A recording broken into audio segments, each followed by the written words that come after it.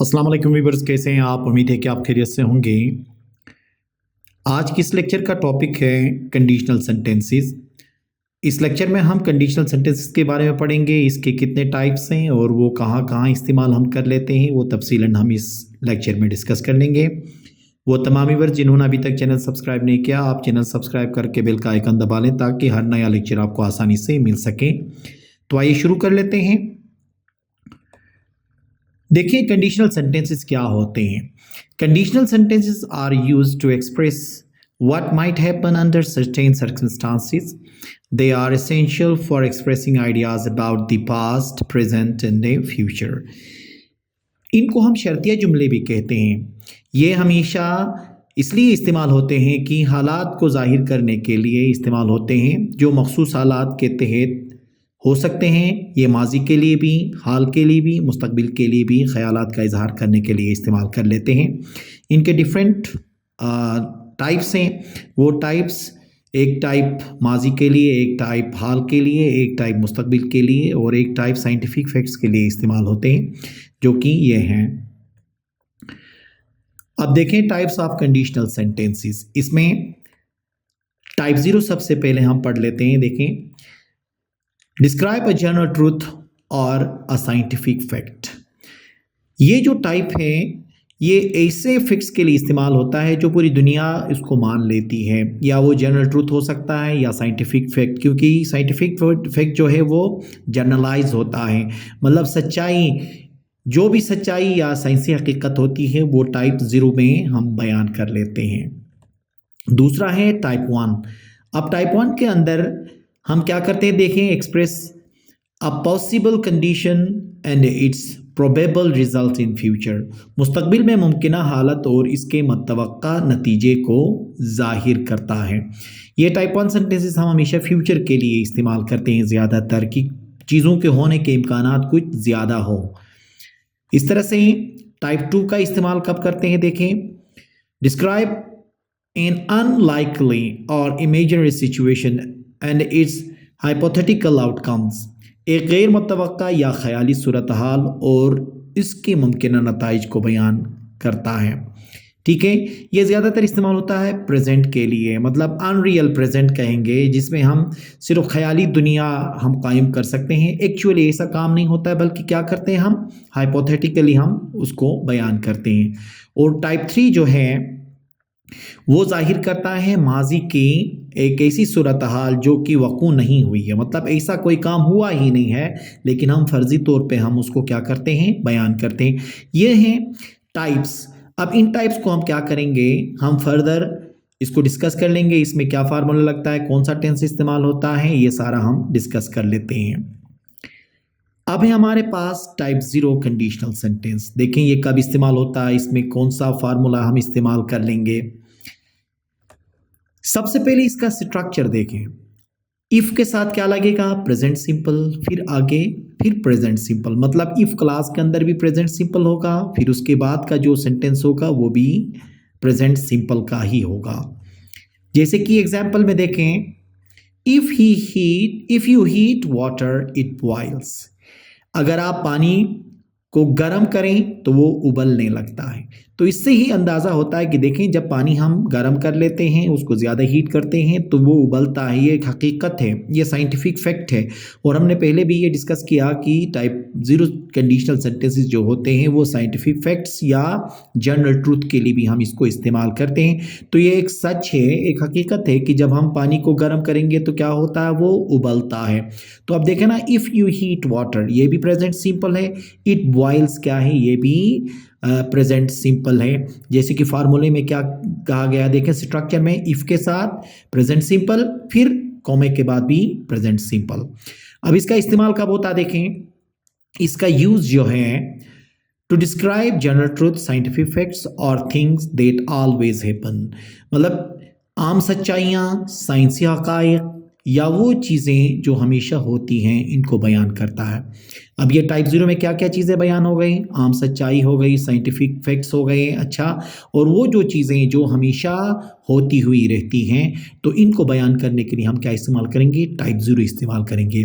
इसमें क्या होगा, इफ़ के साथ दोनों टेंसेस क्या होंगे, प्रेजेंट सिंपल के ही होंगे। इस स्ट्रक्चर को जहन में रखना लाजमी है, ठीक है।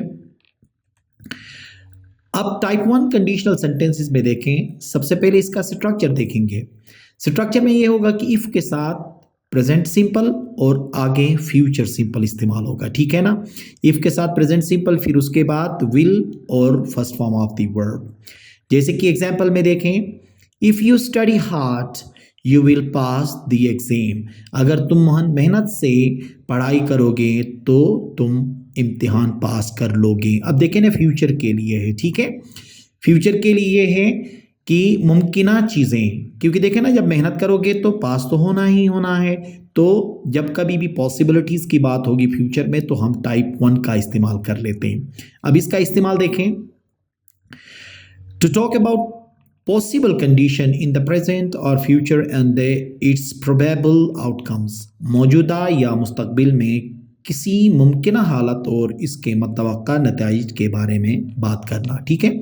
तो टाइप 1 हम कब इस्तेमाल करेंगे? हम फ्यूचर के लिए इस्तेमाल करेंगे और वो पॉसिबिलिटीज़ को बयान करता है कि अगर ऐसा हुआ तो ऐसा होगा कहने के लिए, ठीक है। और इसका स्ट्रक्चर क्या है कि इफ़ के साथ हम प्रेजेंट सिंपल, फिर उसके बाद फ्यूचर सिंपल इस्तेमाल कर लेंगे। टाइप 2 सेंटेंसेस देख लें, इसका पहले स्ट्रक्चर देख लेते हैं। देखें, इफ के बाद पास्ट सिंपल, फिर उसके बाद वुड के साथ वर्ब की फर्स्ट फॉर्म इस्तेमाल होगी, ठीक है। ये फार्मूला है इसका। अब इसका एग्जाम्पल देखें, if I one the lottery I would travel the world. अब हमने पहले भी कहा था कि टाइप 2 सेंटेंसेस हाइपोथेटिकल हैं, ठीक है। कुछ हुआ तो ऐसा नहीं है, लेकिन हम प्रेजेंट के अंदर उसको बयान करते हैं। अगर मैं लॉटरी जीतता तो मैं दुनिया का सफ़र करता। इसका मतलब है कि मैंने लॉटरी नहीं जीती हुई है, ठीक है। प्रेजेंट में ये पॉसिबल है ही नहीं। अब इसका देखें usage, to express an imaginary situation and its hypothetical outcome in present। मतलब प्रेजेंट के अंदर एक ऐसी सिचुएशन जो कि मतलब सिर्फ इमेजिनरी है लेकिन एक्चुअली वो ऐसी है ही नहीं। तो ऐसे सिचुएशन के लिए हम क्या इस्तेमाल करते हैं?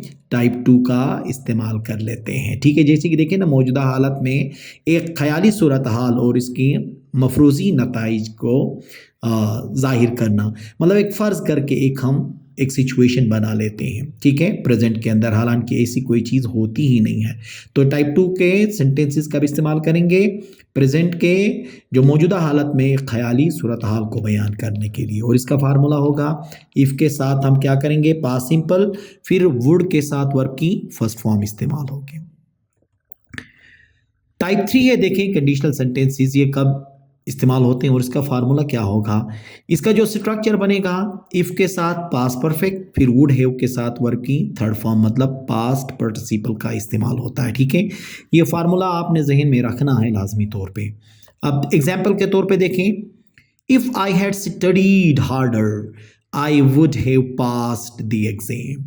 अगर मैंने ज़्यादा मेहनत से पढ़ा होता तो मैं इम्तिहान में पास हो चुका होता। अब माजी के बारे में बात हो रही है, हालांकि ये माजी में कोई ऐसा काम हुआ ही नहीं है। एक्चुअली क्या हो गया है? वो फेल, ठीक है, एक्चुअली में फेल हुआ है।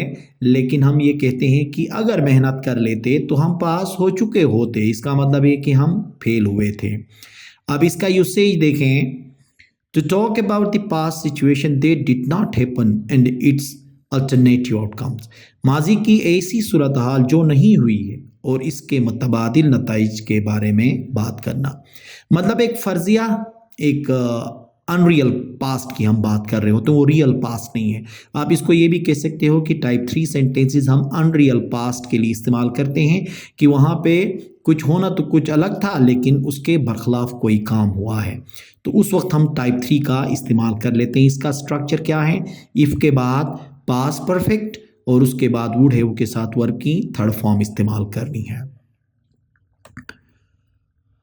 अब देखिए इनका इस्तेमाल करने का मकसद क्या है। सबसे पहले यह है कि identify the situation and the outcomes you want to express. सूरत हाल और नतीजे की निशानदही करें जिसे आप जाहिर करना चाहते हैं। मतलब सिचुएशन को समझ के उस सिचुएशन के बारे में इजहार ख्याल करने के लिए ये इस्तेमाल होते हैं।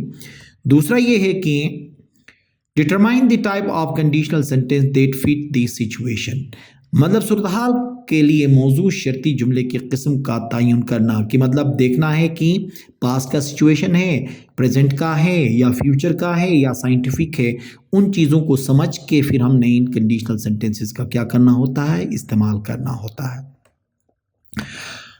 और तीसरी बात यह है कि ज़माने के लिहाज से हमने कौन सा स्ट्रक्चर इस्तेमाल करना है। जैसे कि देखें ना कि प्रेजेंट के लिए अलग फार्मूला था, पास्ट के लिए अलग फार्मूला था, फ्यूचर के लिए अलग फार्मूला था और अलग टेंसेस थे उस स्ट्रक्चर के अंदर, ठीक है।